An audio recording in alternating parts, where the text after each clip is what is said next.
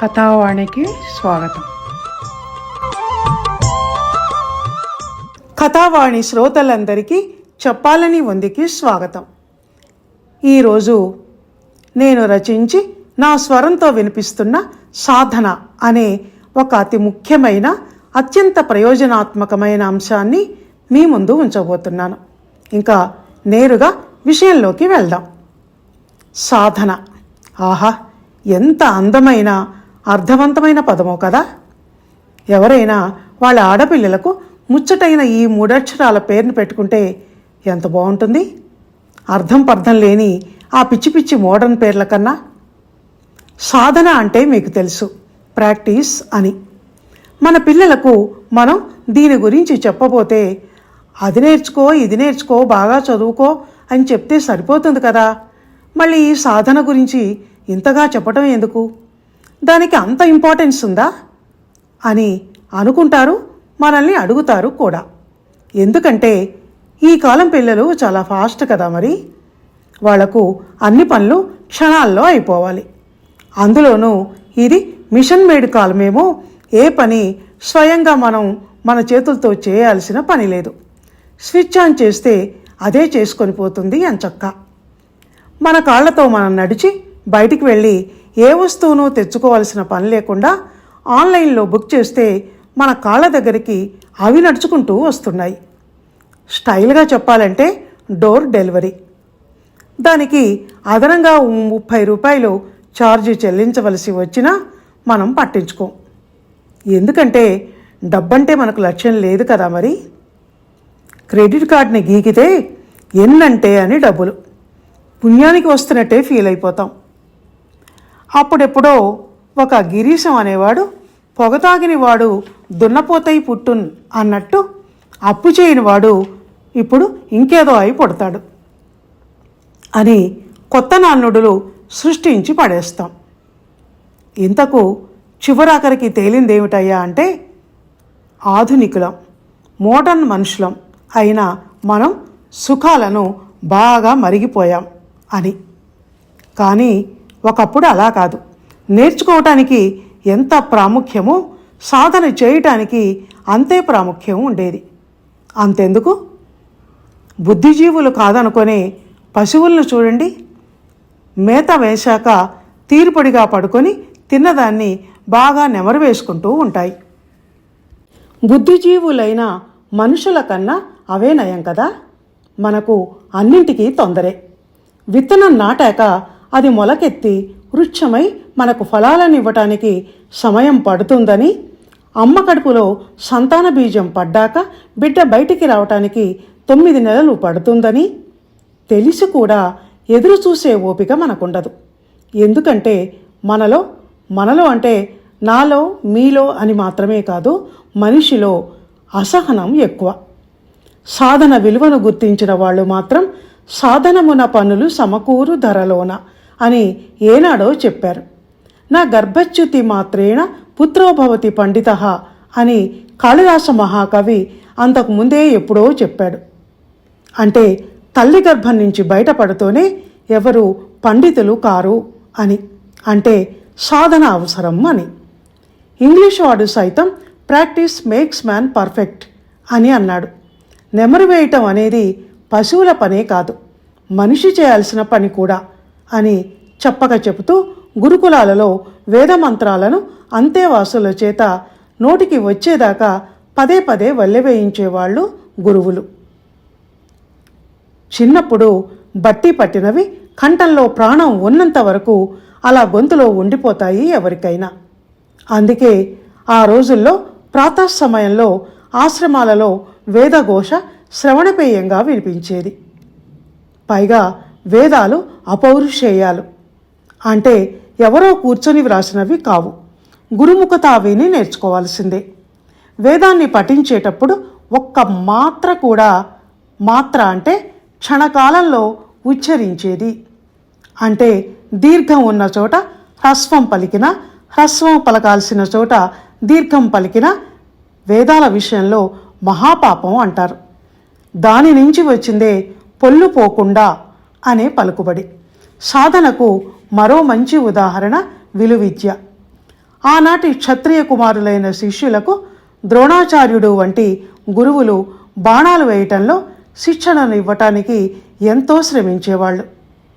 ఒక లక్ష్యాన్ని ఏర్పరిచి సరిగ్గా దానికి తగిలేలా బాణాన్ని గురిపెట్టి వేయడం అంటే ఎన్నో బాణాలు వేయగా వేయగా ఒక బాణం తగిలేది.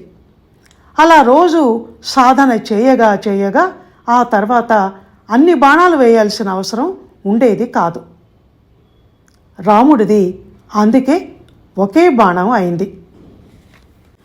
అయితే రాముడు అంతటి విలుకాడు కావటానికి ఎంతటి సాధన చేసి ఉంటాడు అన్నది ఇక్కడ మనం ఆలోచించాల్సిన విషయం.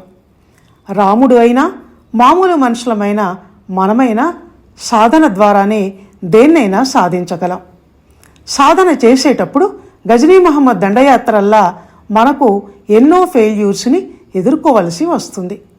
రైట్స్ సోదరులు విమానాన్ని ఆకాశంలో ఎగరవేయటానికి, ఎడిసన్ ఒక ఎలక్ట్రిక్ బల్బును కనిపెట్టడానికి కూడా ఎన్నో ప్రయత్నాలు చేయవలసి వచ్చింది. విసిగిపోయి నిరాశ చెంది ఇక ఈ పరిశోధనను వదిలేద్దాం అని అనుకున్న బలహీన క్షణాలు కూడా వాళ్లకు ఎదురయ్యాయి. అయినా వదిలిపెట్టలేదు. పట్టుదలగా మళ్ళీ మళ్ళీ ప్రయత్నించారు. దాన్నే లక్ష్యంగా చేర్చుకొని జీవిత కాలాన్నంతా దానికోసమే వెచ్చించారు. మనమైనా అంతే. ఎన్నిసార్లు ఫెయిల్ అయినా మళ్ళీ మళ్ళీ ప్రయత్నిస్తూనే ఉండాలి, కానీ మధ్యలో పనిని గివప్ చేయకూడదు. చేయగా చేయగా ఆ సాధన వల్ల లభించిన అనుభవాలే మనను సక్సెస్ వైపుకు మార్గనిర్దేశనం చేస్తాయి. ఓటములే మన విజయానికి సోపానాలు అవుతాయి. ఈ విషయాన్ని మనకు ఓం ప్రథమం నేర్పించేది ప్రకృతే. అదే మనకు తొలి గురువు. ఒక సాలెపురుగు గూడును అల్లుతున్నప్పుడు ఎన్నోసార్లు దాని నోటి నుంచి వెలువడిన దారం తెగిపోతూ ఉంటుంది. అయినా మళ్ళీ మళ్ళీ దాన్ని అల్లుతూనే ఉంటుంది. అలా ప్రయత్నించి తన చుట్టూ ఒక రక్షణ వలయాన్ని ఏర్పరచుకుంటుంది.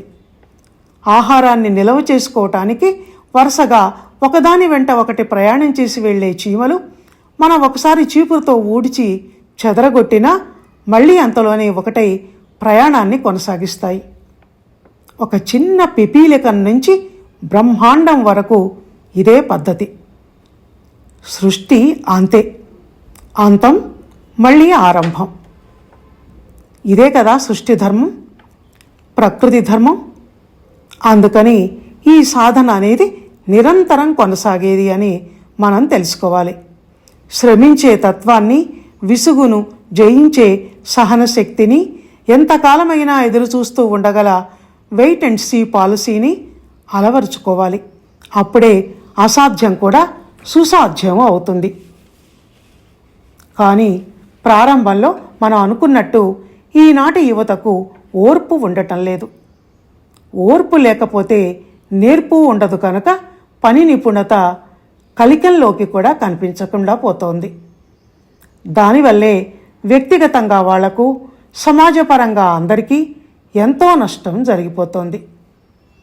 ఈ తొందరపాటుతనం వల్ల యువశక్తి పురిట్లోనే సంధిగొట్టుకొని పోతోంది. నెట్ వలలో చిక్కుకొని ప్రతిదీ గూగుల్లో సెర్చ్ చేయటం మొదలుపెట్టాక పిల్లలకి, యువతకి స్వయం కృషి అనేది లేకుండా పోయింది. కష్టపడకుండా పనులు జరిగిపోవాలి.